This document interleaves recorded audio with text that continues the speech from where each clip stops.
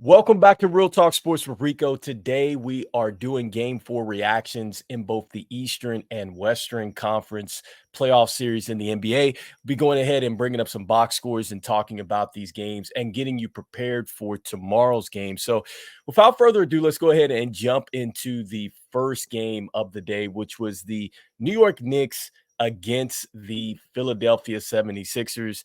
And this was a big game for the Knicks as they are now able to go up 3-1. A very good closeout game in Philadelphia, winning 97-92. And really, the story out of this game is what Jalen Brunson was able to do. Jalen Brunson essentially was able to score, I believe, 47 points, which was actually a playoff record for New York players in playoff series, and that's saying a lot, considering that you have the great Bernard King and Patrick Ewing. But he was fabulous down the stretch for the Knicks. I mean, 47 points. He was plus 10 in the box score, had 10 assists and 4 rebounds. And I think the biggest thing about Jalen Brunson that I'll remember about today's game is that he could never be knocked off his line as he continued to drive to the basket. Did a terrific job there. I think OG Anunoby did a terrific job as well. 16 points plus 3 in the plus minus score. But look at the 14 rebounds as well. I think that he was a very valuable pickup for the Knicks. He played very well. And aside from that, they got some good contributions from Deuce McBride off the bench, but it was really Jalen Brunson and what he was able to bring to the table. On the other side of this thing, looking at Tobias Harris, who I think continues to struggle. I think I talked about this before. One game, he only had 5 points. And this one, he had 10 points, -7 in the box score. Joel Embiid and Tyrese Maxey were terrific today. Kelly Oubre had 19 points and just 7 from Kyle Lowry. And so I think probably the more disappointing thing with the 76ers is just that they have not really found good supporting cast. And I think even Buddy Hield, if I'm not mistaken, was even benched in this game. And kind of looking through the stat line, yeah, he did not play. So coach's decision. So yeah, that's just a testament really as to how much Philadelphia has struggled, I think, to find pieces to go around Joel Embiid. And, I think that the Knicks, again, I think that they have pretty much went ahead and solidified and took care of business. I think that they're going to pretty much go ahead and close out this thing in New York. And I think that, Philadelphia had a chance to go ahead and at least even this thing, but they needed for Jalen Brunson not to play well. I think Jalen Brunson had been struggling kind of coming into this game. And so the fact that Jalen Brunson was able to pick it up today, I think that was huge for the Knicks. And they're looking good. And I have them going all the way to the Eastern Conference Finals. Next up, the Pacers and the Bucks. Pacers winning 126-113 in this one. Can't say that I am shocked. I had the Pacers to win this series. I think that people should realize that the Pacers were in the play-in tournament, and essentially that means that they were in the championship for the middle of the season. And they were the best team, I think, head and shoulders above everybody else in the Eastern Conference. They slipped up, and they made a terrific deal in getting Pascal Siakam. I think that he's been terrific for them, and he's helped solidify them defensively.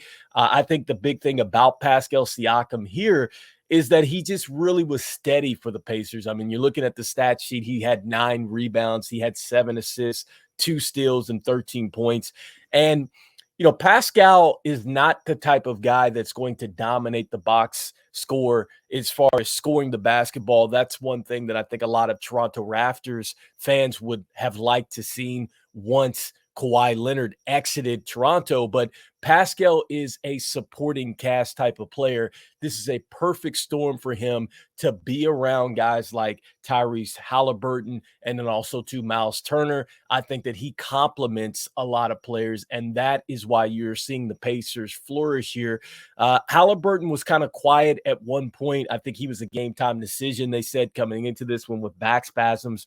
But I like his efficiency from the field for the most part. Didn't shoot the basketball from downtown as much, but look at how many three-pointers that the Pacers took in this game. I mean, 22 of 43, guys. That was the telltale stat today.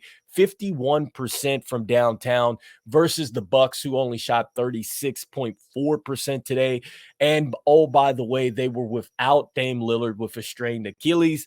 And then also, too, they were without Giannis with a strained calf. And so I don't think that Lillard's going to come back in this one. And I definitely don't think that Giannis would be back anytime soon as well, because this reminds me a lot of what happened to Kevin Durant when he got his calf strain, came back in the finals against the Raptors, and then tore up his Achilles. So I don't think that the Bucks will take that chance. It's unfortunate. Did the Bucks perhaps have a chance to maybe win this game? Maybe if Bobby Portis would have played. He got ejected in this thing, kind of got into a little scuffle or whatnot. I mean, that definitely hurt them there. But look, Chris Middleton went down. He still came back. He had 25 in this one. Malik Beasley stepped up. You have Brook Lopez doing everything he could do.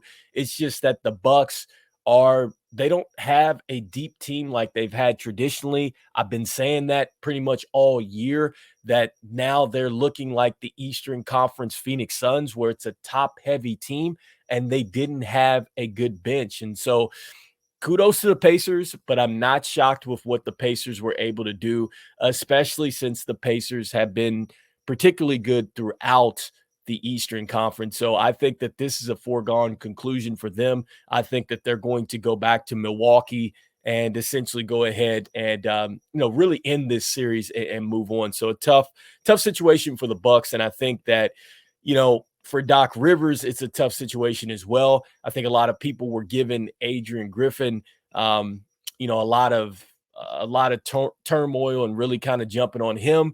But this clearly shows you that this was not a coaching thing. Like, there's some other things going on behind the scenes with Milwaukee, and they need to address the roster spots really that they've kind of given up in making this Dame Lillard trade. And so next up, you had the Clippers and the Mavericks, 116 to 111 in this one. The Clippers winning this. The story of the game is Paul George and James Harden. Mainly, it's going to be James Harden and what he was able to do down the stretch. I think there was a point in time where he scored like anywhere from 5 to 10 points, I think, in the fourth quarter. He was 5 of 5 from the free throw line, 4 of 5 from downtown. I mean, he had some really tough shots from there. But I think he did a terrific job in controlling the basketball game. And you're looking at Paul George and James Harden with both 33, but I know that James Harden is not quite the MVP James Harden that he was, but I thought he did a phenomenal job in taking advantage of Luka, especially once Luka had gotten into some foul trouble. And even though Luka had a triple-double, he really struggled defensively. Obviously, that shows because he was on the brink of fouling out. So played defense a lot with his hands, didn't move his feet enough. And just really got caught in some bad positions. But kudos to James Harden for taking care of business. And Paul George came out aggressive. I mean, 33 points, 6 rebounds, 8 assists, 4 steals. I like what was said on the NBA on TNT tonight. And essentially what the Clippers are going to have to do is these guys are going to have to be aggressive. They just, for some reason, defer to Kawhi Leonard whenever he's on the floor. And that's fine, but Kawhi Leonard is not healthy. And even when he is healthy, in order for the Clippers to win or get championship aspirations, these guys are going to have to be aggressive every night. I think this is a major issue for the Clippers. And it almost came back and bit them in the butt today, because they gave up a 30-point lead today, and the Mavericks took a lead for like 2 minutes to go in the fourth quarter. And so I think had Luka not been in foul trouble defensively, he could have been a little bit more aggressive there. And I just think that, perhaps maybe Dallas could have gotten one here. But look, Dallas has gone in. They have won in Los Angeles before. I would expect that they're not intimidated there. Even if Kawhi plays, I'm not sure that you're going to get the consistency from James Harden and Paul George. Russell Westbrook seems to be not struggling, but he's not putting up as much points, even though he was +7 in the box score today, but he did a lot of things that got them wins. He did struggle a little bit from the floor, but look, I think that those guys are mainly going to have to carry the Clippers, and I just think um, without Kawhi Leonard, that this is a team that is not going to win the championship. And so kudos to Kyrie. He went out there and got 40. Luka had the triple double, like I said, 29, 10, and 10.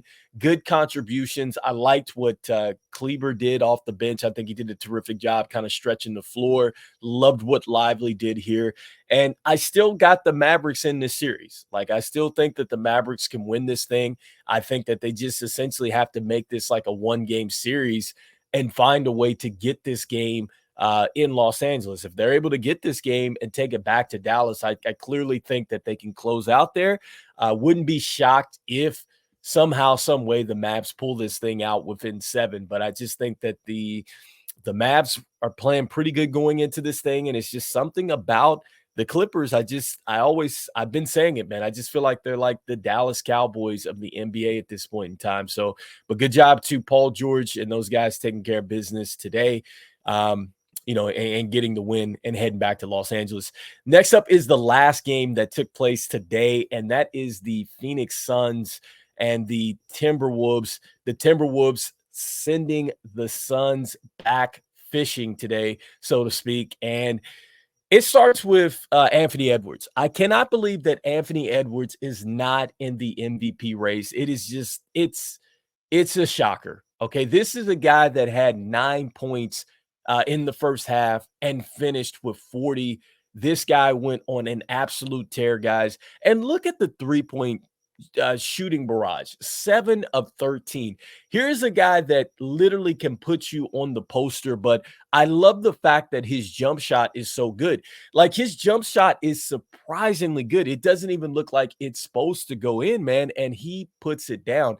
And I love the fact that he's able to get you with like kind of this like two-step, and then he just hops up and just rides it over the top of you. And like I said, it almost looks like it shouldn't go in because it's so effortless for Anthony Edwards. It's literally like he's just flicking it up there, but it goes in. And so, I mean, it's just not to throw salt at him or anything like that, but I mean, he gets it done and it's nonchalant. And when you look at some of the off court or off the, when you look at some of their runs, right? Like, if you look at some of the things that he did going into Team USA and stuff like that, it's so easy and effortless for him, and he gets such elevation on his jump shot. It's a beauty to watch this guy play. But aside from scoring, 9 rebounds, 6 assists, a +7 in the box score. He also had a steal. He had 2 blocks, a vicious block at that. This guy controls the game for the Timberwolves, and Karl Anthony Towns is able to play off of him. And I think this is a terrific storm from Karl Anthony Towns. I think he's always been that piece that plays better off of somebody. He's not like the main guy. I think that's what Jimmy Butler really had an issue with Karl Towns and Wiggins about. He wanted them to be a bit more aggressive. But I think that these are guys that really get hot once they play off a main player. And they've got that with Anthony Edwards. And, Karl Anthony Towns looked very good today. I think they got a terrific contribution from Jaden McDaniels as well. Not a huge contribution from Gobert, but he wasn't a defensive liability like he's been before in the past with the Jazz. So I think that that's really improved for him. I'd like Niles Reed to be the 6th man of the year. And so I think that the Timberwolves are just a deep team. However, I think that this next round, once they move into Denver, depending on what the Jamal Murray situation is, because it's reported that he has a calf strain. And like I tell people all the time, a calf strain is nothing to play with that can lead to an Achilles. He's probably in line to miss some extensive time. And if he misses, that weakens the Denver Nuggets, even though I still like them because the Nuggets have been to the championship before. They can be gotten by the Timberwolves, and I still think that that's probably going to be a 6 to 7 game series. On the other side of this thing with Phoenix, I've been telling you guys all year that Phoenix is a top-heavy team. I've been telling you that Phoenix doesn't have enough. I've been telling you that Phoenix is going to score a lot of points at times, and it's going to look pretty, but they're not going anywhere. And to Nurkic, who put out the tweet to Golden State once they got eliminated in the play-in situation, congratulations, because you just went home literally the next week after that. And so, look, the Phoenix Suns, they're not going anywhere as constructed. They have some bad contracts there. They're only going to be able to sign some people to some, minimums and things like that. And having Kevin Durant play the four is not a good look for them. I think that they've got to somehow get some size. I just don't know what you're going to do because they put themselves in such a financial bind here. And the fact that they brought Bradley Beal over, guys, in a closeout game, 9 points today, 6 turnovers, 1 of 5 from downtown. That's just not going to get it done. Give Devin Booker a lot of credit. He had only been scoring, I think, 14 points in closeout games, but to have a big 49 today really shows you what type of player he was. Kevin Durant had 33 today, but look at this: 6 from Royce O'Neal. You only got 9 from Nurkic. Didn't even get double figures in the rebounding totals. Had 5 personal fouls. And look at the bench: Eric Gordon had 6. You had 4 from Okigi, and their best player, didn't even get a chance to play today because he's been injured. So, look, this is tough for the Suns. I mean, the Suns are, like I said, they're in trouble at this point in time. Not a lot of financial flexibility for this one. And I'm just think, man, they've got to do something different. I know that, going ahead and firing Frank Vogel is not going to be the answer as well for them.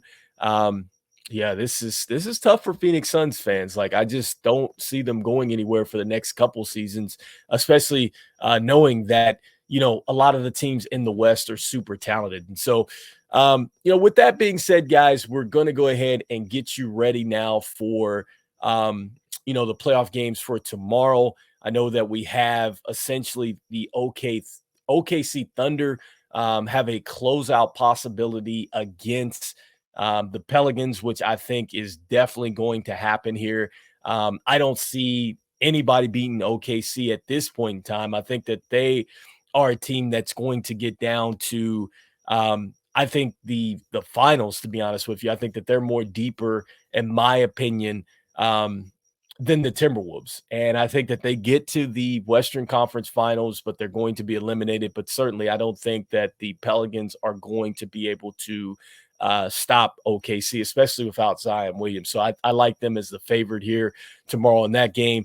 As far as tomorrow with the Cavs and the Magic, they're actually going to play Tuesday, excuse me. So I like the Cavs in this one at home.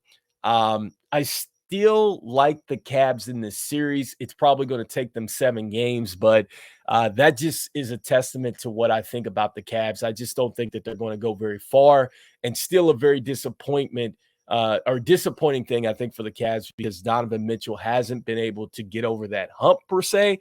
I just don't see these guys going to the Eastern Conference Finals at this point in time. Tomorrow, Lakers and Nuggets. Look, I think the Lakers have a very good chance of possibly going ahead and getting a W tomorrow, especially with no Jamal Murray, who has a calf strain. But it's going to be extremely difficult. I expect for it to be loud. It's at altitude. The Joker is going to be out there.